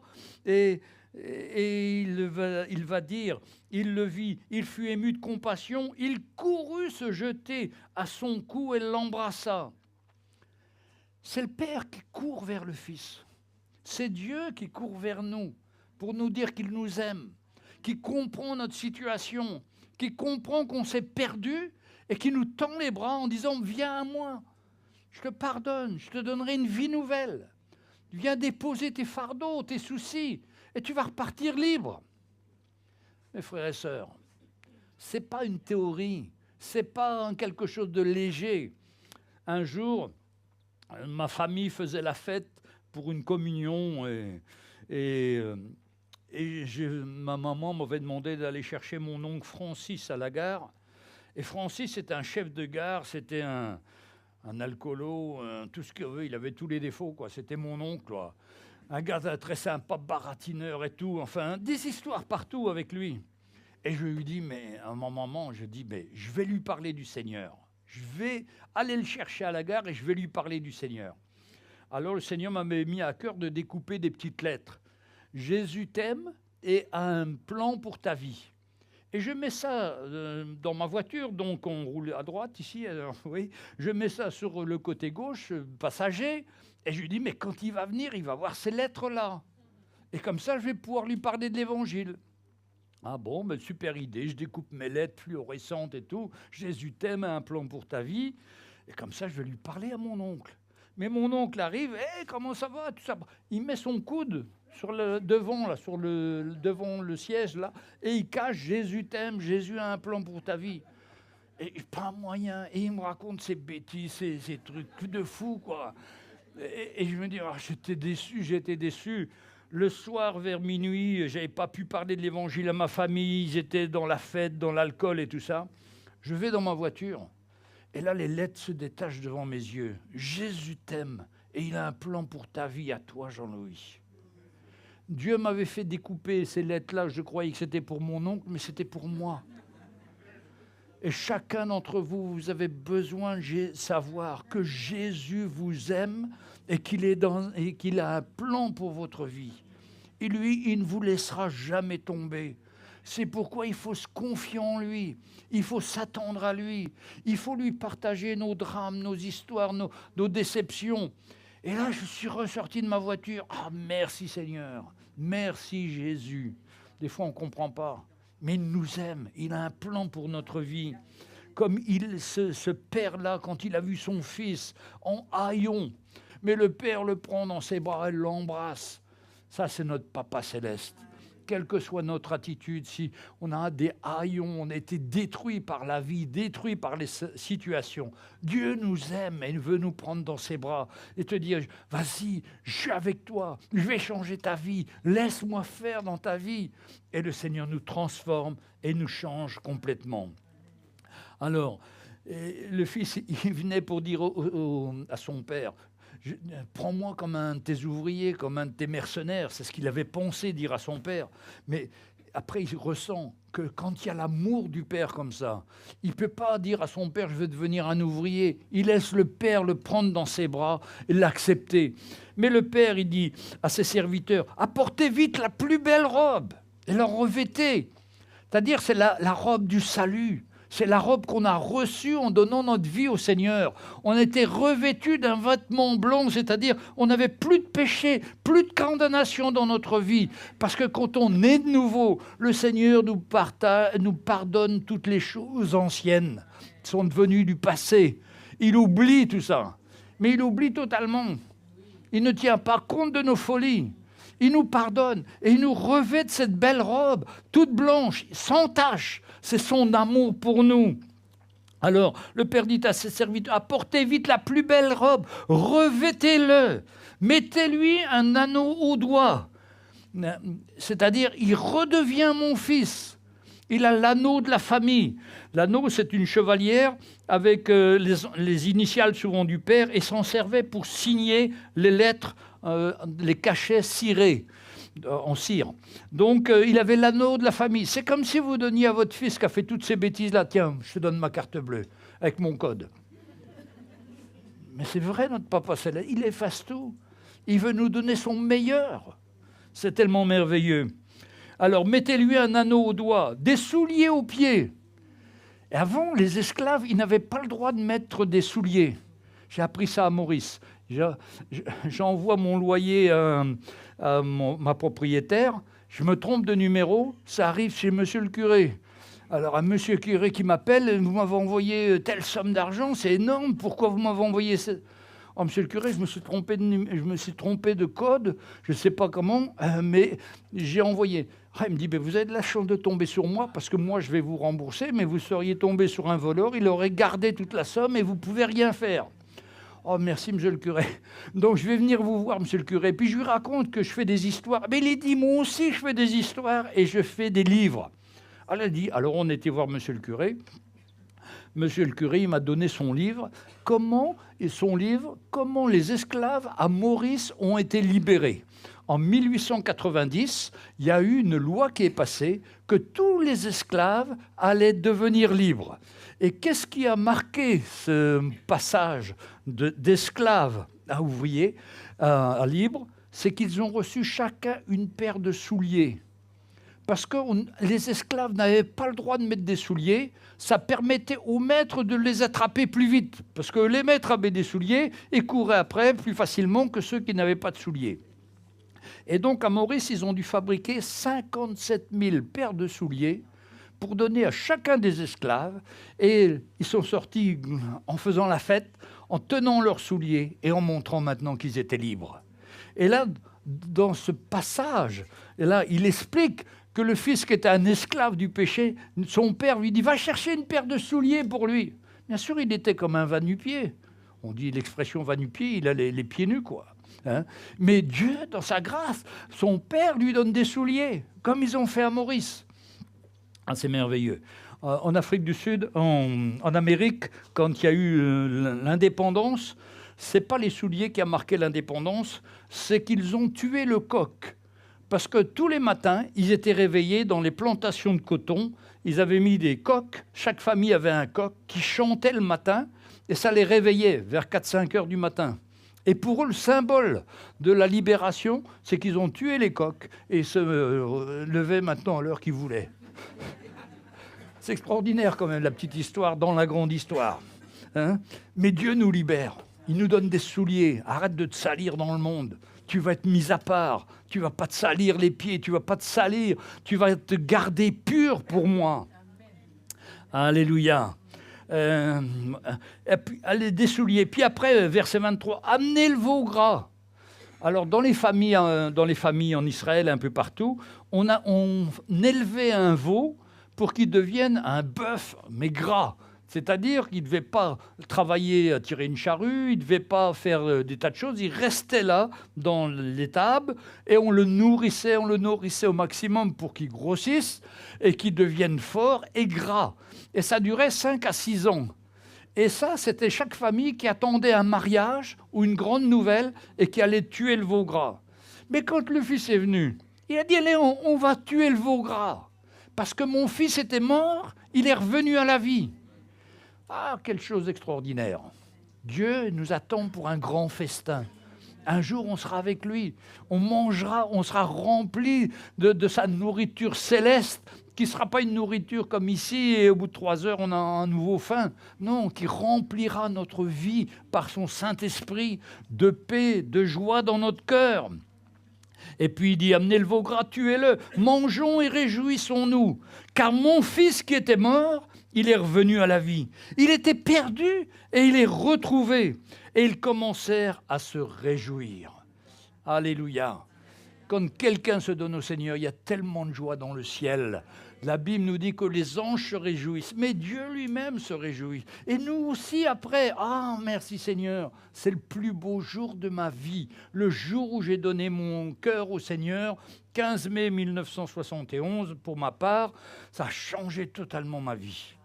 Et depuis, ça ne s'est jamais éteint. Ou si ça a éteint, c'était de ma faute qui me suis un peu éloigné. Mais je suis revenu au Seigneur par sa grâce.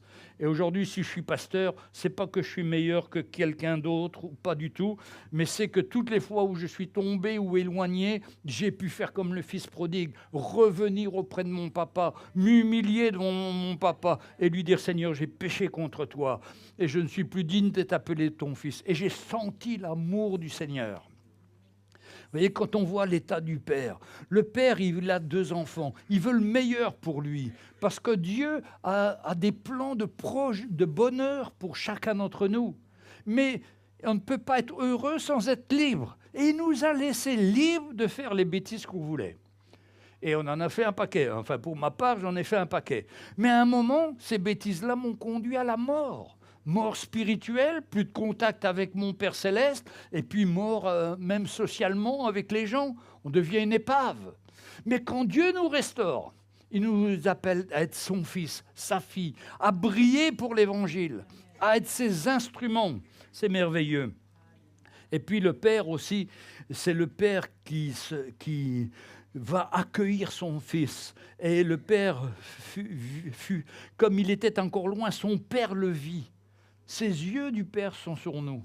Il nous attend, il nous voit, il connaît les misères dans lesquelles on est.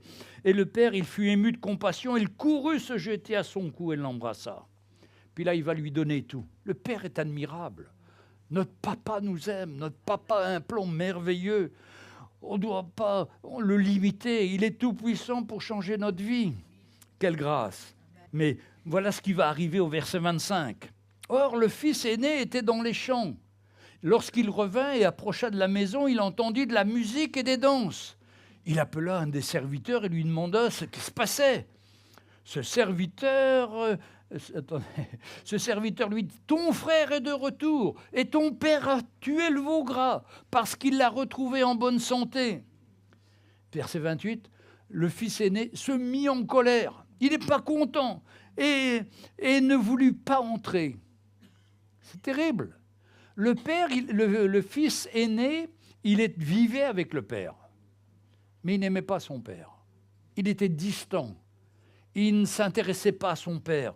Et lorsqu'il entend les bruits dans sa maison, quand il rentre des champs, parce qu'il faisait son travail dans les champs, il rentre, il entend la fête, il ne demande pas à son père. Il va demander aux esclaves, pas aux esclaves, aux serviteurs comme lui, alors qu'il est le fils, lui. Il va demander au serviteur. Et il appela un des serviteurs, il lui demanda ce que c'était. Et le serviteur lui répond. Et ton père a tué le veau gras parce qu'il a retrouvé en bonne santé ton fils. Au lieu de se réjouir, il se met en colère. Mais non, le veau gras, c'était pour mon mariage, peut-être qu'il s'est dit. C'était pour moi, c'était pas pour lui. Et le fils aîné n'aime pas son frère qui est revenu. Ça ne le satisfait pas. Vous savez, au temps de Jésus, cette parabole est écrite aussi pour les Juifs, les docteurs de la loi. Jésus est venu pour le peuple d'Israël, mais eux n'ont pas reçu. Le peuple voulait le recevoir, mais pas les hauts gradés, pas les religieux, parce qu'ils avaient monté un système religieux avec lequel ils gagnaient beaucoup d'argent. Donc ils ne servaient pas Dieu, ils servaient l'argent. Et là, c'était comme des fils aînés. Ils ne connaissaient pas leur Père, Dieu le Père réellement. Ils étaient comme étrangers. Et de voir le fils prodigue qui rentre, au lieu de se réjouir, il se met en colère. Vous savez, quand je me suis converti et que ma famille a dû appeler Monseigneur, l'évêque, le curé, l'abbé pour parler avec moi, mes parents, ils n'étaient pas contents que j'étais converti. Personne n'était content. Et ils m'ont convoqué devant l'évêque et tout le monde, mais moi j'avais la réponse. La réponse, c'est la parole de Dieu. Et ça les a touchés quand même, et ça fait une œuvre. Mais les religieux ne se réjouissent pas quand il y a des chrétiens. Ah non, ils disent, à Maurice, ils disent « Ah, mais on n'aime pas travailler avec les chrétiens évangéliques parce que ce sont des voleurs d'âmes. Ils vont chercher des catholiques ou des musulmans. » Mais non, on amène la lumière, c'est tout. On les amène à Jésus, mais pour eux, c'est leur conception. Et le fils aîné, c'est pareil. Son frère qui est revenu, il n'aurait jamais dû revenir. Il avait mangé avec ses prostituées, ses biens. Alors, ça veut dire qu'il n'y aurait pas de pardon. L'homme ne pardonne pas. Si je ne pardonne pas à mon frère, mais je suis pire qu'un infidèle, dit la Bible. C'est pour ça que l'amour du Seigneur, quand on a l'amour du Seigneur dans notre cœur, on va voir tous ceux qu'on n'aime pas. Tous ceux à qui on a eu des problèmes, et on va leur demander pardon. Parce que c'est notre chair qui s'est opposée à eux. Mais quand on leur demande pardon et qu'il y a le pardon du Seigneur entre nous, ça devient les meilleurs frères et sœurs avec qui on peut travailler. Vous savez, en tant que pasteur, on se dit « Ah tiens, ce frère-là, il va m'aider dans le travail, ça va être super et tout. » Et puis on s'aperçoit qu'il a un caractère un peu différent de nous, qu'il n'a pas les mêmes conceptions. Mais il dit « Seigneur, aide-moi à l'aimer comme il est, à l'apprécier comme il est. Il est différent de moi, mais Seigneur, donne-moi ton amour pour lui. » Et le Seigneur nous donne un amour pour lui, et on travaille avec lui comme si on était deux, on se connaissait depuis toujours, qu'on travaillait en accord. C'est merveilleux. On est tous différents. Mais dans ma tête, on a des critères, nous, les uns les autres. Mais ces critères-là, il faut les enlever et dire, Seigneur, je veux servir parce que c'est ton enfant, c'est toi qui l'as racheté. Alors, je veux te compter sur toi. Dans le mariage, c'est pareil. J'avais cru aimer ma fiancée. C'était la plus belle, la plus extraordinaire. Mais une fois qu'on est marié, vous savez, je dis souvent, le mariage, les fiançailles, d'être amoureux, ça rend aveugle. Mais le mariage, ça rend la vue. C'est vrai. La vue sur ma fiancée et la vue sur moi. Parce que moi aussi, je me croyais parfait. Et puis, quand je vois ma femme pleurer et me dire « Mais qu'est-ce que tu fais? Tu vas toujours jouer au football, tu vas toujours avec tes copains et tout ça, et tu me laisses. » Mais je n'avais pas vu. J'ai dû me demander pardon. J'ai dû lui demander « pardon, puis je veux changer. » Et puis on a changé, heureusement. Ah, moi, chérie. Et on est toujours en train de changer parce qu'on ne fait jamais la cuisine l'un et l'autre pareil, chacun a des idées particulières, mais on travaille ensemble pour le Seigneur. On se pardonne. On a décidé de ne plus se disputer. Ça fait des années qu'on ne s'est pas disputé. Et avant, quand on disait ça, le jour même, on se redisputait le soir. Alors là, on a dit non, on ne veut plus vivre comme ça. Elle pense que ma veste est noire, alors que c'est bleu foncé, j'en conviens. Ben d'accord, il est noir, il n'y a pas de problème, ma chérie. Puis après, elle vient me voir, elle me dit non, mais pour finir, c'est bleu. Hein. Et puis comme ça, on est libre. Et puis c'est tout. Mais avant, j'aurais maintenu qu'elle était bleue, elle aurait maintenu qu'elle était noire. Mais c'est bête. Vous savez, c'est des petites choses qui nous séparent, des petits détails. Il faut laisser tomber tout ça. Seigneur, tu lui montreras la couleur exacte de ma chemise, peu importe, de ma veste. Et puis voilà. Bon, c'était un aparté. Hein. Voilà. Alors, voilà, le fils aîné, c'est ça. Et puis, il se mit en colère et ne voulait pas entrer. Écoutez encore le père. Son père sortit et le pria d'entrer. C'est le père qui va voir son fils aîné, qui va le prendre dans ses bras, qui va lui demander « Je t'en supplie, viens dans la maison ».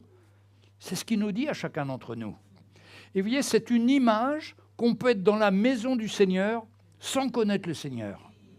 On est venu parce qu'on trouve que c'est sympa, c'est le culte, on a des amis, on aime bien les chants, on aime bien les contacts, mais il faut plus que ça. Il faut qu'on devienne des fils, des vrais fils. Pas le fils comme le fils aîné, qui lui considère son père comme quelqu'un d'injuste. Non, s'il connaissait son père, il n'aurait pas eu cette relation-là. Il se serait au contraire réjoui de voir son fils, son plus jeune frère, revenir au Seigneur. Mais il ne se réjouit pas. Il est en colère. Mais son père sortit, le pria d'entrer, mais il répondit à son père « Mais il y a tant d'années que je te sers, sans jamais transgresser tes ordres, et jamais tu m'as donné un chevreau pour que je me réjouisse avec mes amis. » Et lui, au lieu de remercier son père pour tout ce qu'il lui a donné, il trouve toujours le petit défaut qu'il n'y a pas eu. Il trouve que son père lui a jamais donné un chevreau pour que je me réjouisse avec mes amis. Mais quels amis? Les amis du monde, loin du Seigneur. Les amis dans le monde. Mais on n'a rien à convoiter dans le monde. Et on ne va pas prendre les choses du Seigneur pour aller les mettre dans le monde. On est dans le Seigneur, nous avons tout pleinement en Jésus. Et il lui dit, et quand ton fils est arrivé, celui qui a mangé ton bien avec des prostituées, c'est pour lui que tu as tué le veau gras. Il lui dit, et ton fils, mon frère, c'est son frère en réalité. Il aurait pu dire mon frère. Ah non, il ne veut pas reconnaître que c'est son frère. Lui, il est mieux. Mais il est encore pire que le fils prodigue. En réalité, le fils prodigue, il est redevenu un fils, tandis que le fils qui était dans la maison, il n'était même pas un fils. Il était comme un étranger, parce qu'il n'avait pas de relation avec son père. Et quand ton fils est arrivé, quand il a mangé ton bien avec des prostituées, vous voyez, il ne pardonne pas. Il rappelle son péché à son frère. C'est terrible. Vous savez, quand quelqu'un a donné sa vie au Seigneur, on ne doit plus sortir sur le passé, on ne doit plus parler du passé. Les choses anciennes sont passées, toutes choses sont devenues nouvelles. Et il y a eu une mode chez les chrétiens de chercher la petite bête, mais en telle année, tu as fait telle chose, tu as fait... Non, ce n'est pas dans le plan du Seigneur, ça. Tout ça, ça n'existe pas. C'est la psychologie qui vous fait asseoir dans un canapé, raconter tout votre passé, tout ce qui vous a marqué, et il vous dira toujours, le psychologue, c'est la faute de votre mère, c'est la faute d'un tel, c'est la faute... Mais c'est jamais vous. Mais non, mais nos erreurs, il y a une partie importante aussi à nous, de notre part. Arrêtons de nous faire des psychanalyses comme ça, complètement folles. Hein.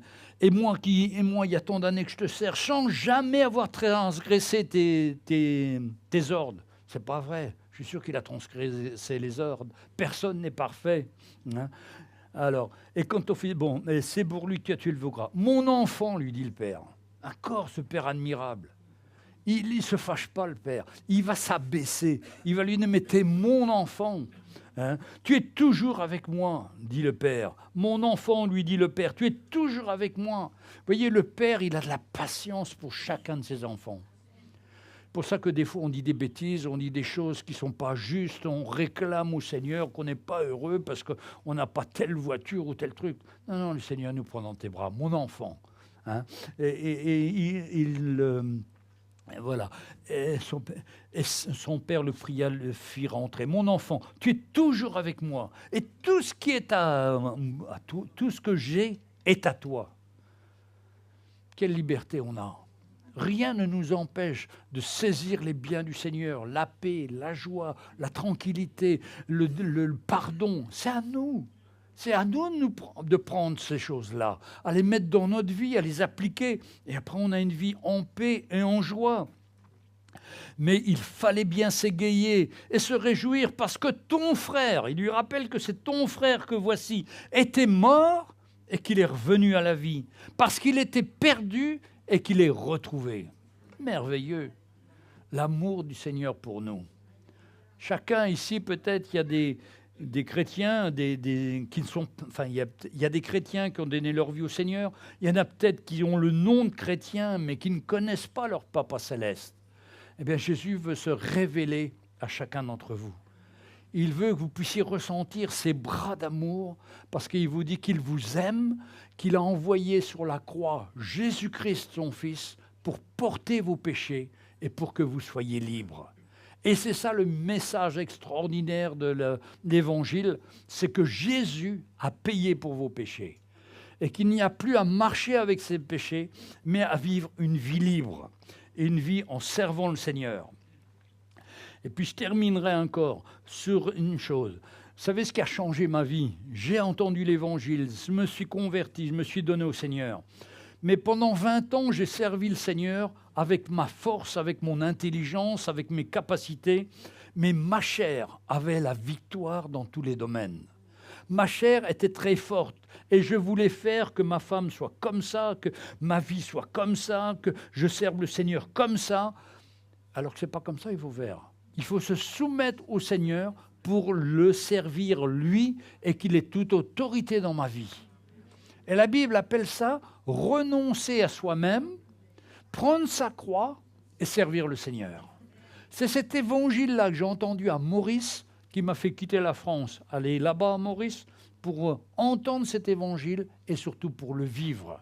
Et aujourd'hui, ça fait en 88, 34 ans, aujourd'hui, je suis toujours dans cet évangile qui a changé réellement ma femme, moi, mes enfants et toutes les situations que j'ai pu avoir. Des situations désespérées, des faillites, des choses terribles dans ma vie. Mais Dieu est toujours intervenu. Parce qu'il est mon papa, il m'a pris dans ses bras et il me conduit, il me dirige. Et quand ça ne va pas dans ma vie, ce n'est pas la faute du Seigneur, c'est ma faute. C'est moi qui me suis écarté. Mais quand je reviens à lui, il me prend dans ses bras, il me pardonne, il me relâche. Et je suis vraiment cette nouvelle créature que Dieu veut qu'on soit. Oui, le bonheur et la grâce doivent nous accompagner, mes frères et sœurs. L'amour du Seigneur. Si vous n'êtes pas heureux, c'est que vous ne connaissez pas assez le Seigneur. Et il faut chercher. Et il faut lire sa Bible. Et si je vous montre ma Bible, c'est écrit partout des petites lettres. Parce que ça fait, je ne sais pas combien, là, peut-être 30 ans, cette Bible-là, ou 20 ans, je ne sais pas. Mais je mets toujours des petites notes. Parce que je sais que le Seigneur m'a parlé et m'a dit quelque chose. Je note et je me rappelle combien Dieu est fidèle. Combien Dieu prend soin de moi. Et combien j'ai vu des miracles dans ma vie pour me changer, me transformer. Parce que je ne veux rien faire par moi-même. Je veux faire les choses selon le plan et la volonté du Seigneur. Alléluia. Donc, mes frères et sœurs, je voudrais qu'on se lève et qu'on prie ensemble. Et que si vous ne connaissez pas le Seigneur comme votre Papa céleste qui vous aime, qui vous tend les bras, je voudrais vraiment prier pour vous et m'attendre au Seigneur pour qu'il se révèle à vous. Aujourd'hui, votre vie peut changer.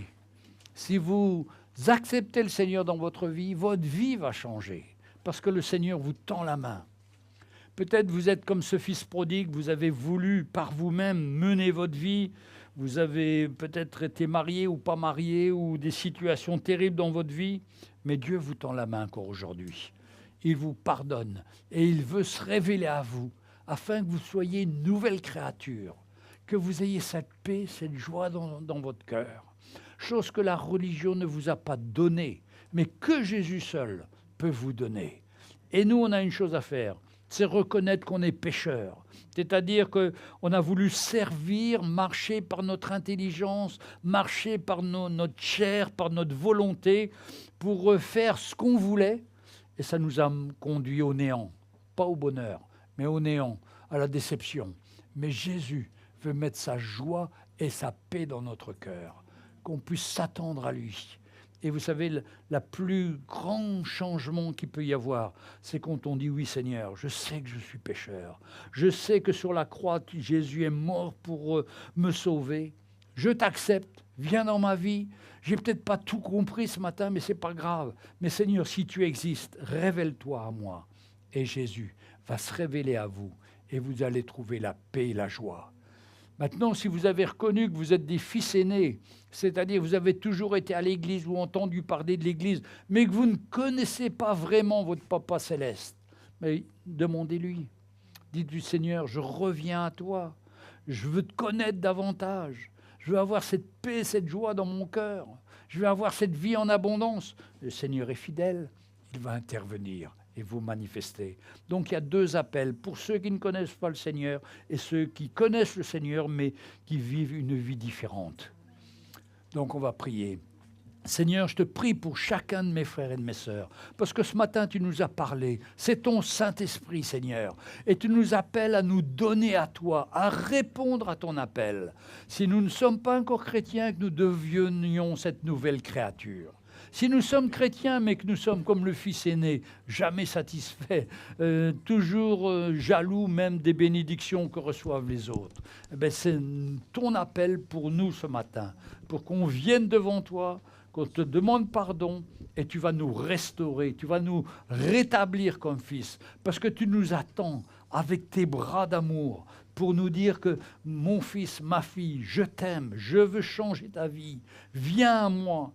Et je vais te manifester ma vie, ma joie dans ton cœur. Tu vas être différent. Tu vas trouver le but de ta vie. Tu vas me rencontrer. Merci Seigneur Jésus.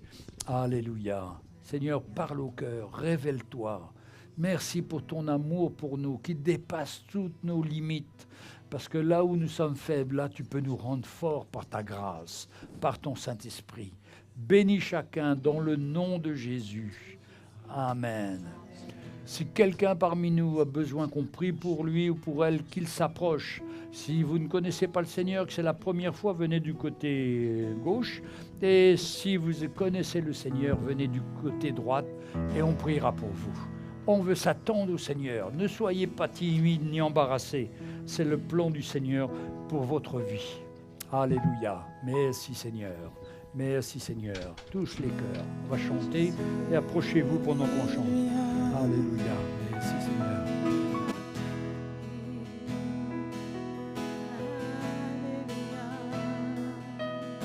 Je n'ai pas la force de concevoir quoi que ce soit.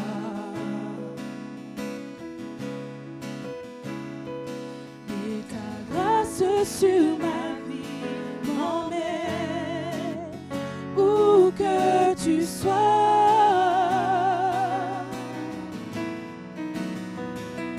c'est pourquoi tous mes désirs se portent vers toi, Jésus. C'est comme cela que je peux continuer sans m'arrêter.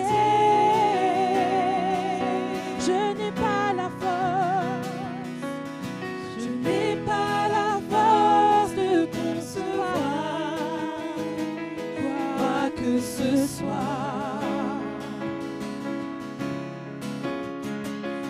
mais ta grâce sur ma vie m'emmène où que tu sois.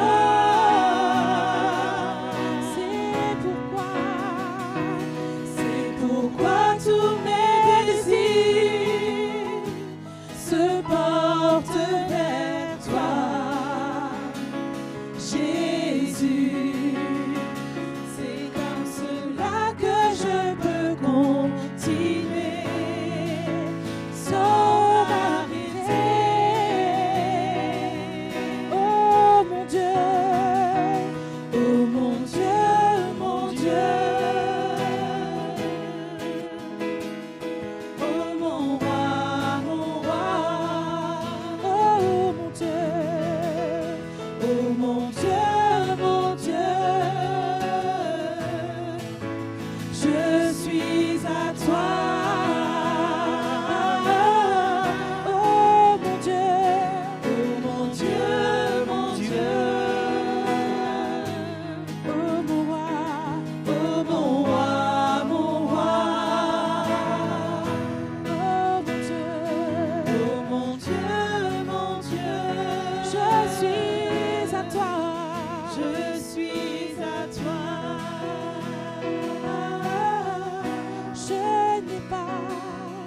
Je n'ai pas la force de concevoir quoi que ce soit. Mais ta grâce sur ma vie m'emmène où que tu sois. C'est pourquoi tous mes désirs se portent vers toi, Jésus. C'est comme cela que je peux continuer sans m'arrêter. Oh mon Dieu, oh mon Dieu, mon Dieu. Oh mon roi, mon roi. Oh mon Dieu, oh mon Dieu, mon Dieu. Je suis à toi. Oh mon Dieu, oh mon Dieu, mon Dieu. Oh mon roi, mon roi. Oh mon Dieu, mon Dieu. Je suis à toi. Je suis à toi. Je suis à toi. Alléluia.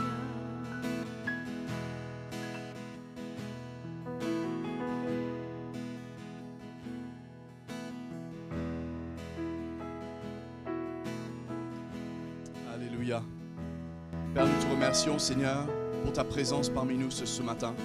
Nous te remercions, Seigneur, car tu veux nous toucher chacun d'entre nous, pour nous encourager, pour nous emmener, Seigneur, à marcher de plus en plus étroitement avec toi. Seigneur, nous te prions que tout ce que nous avons entendu, tout ce que tu as fait dans nos cœurs, Seigneur, cela puisse demeurer, afin que nous puissions porter du fruit pour toi. Car nous désirons te servir, Seigneur. De tout ce qui est en nous, nous voulons te plaire et te servir et te suivre. Donc ce matin, alors que nous nous séparons, Seigneur, que ton nom soit élevé, soit béni. Alléluia. Alléluia.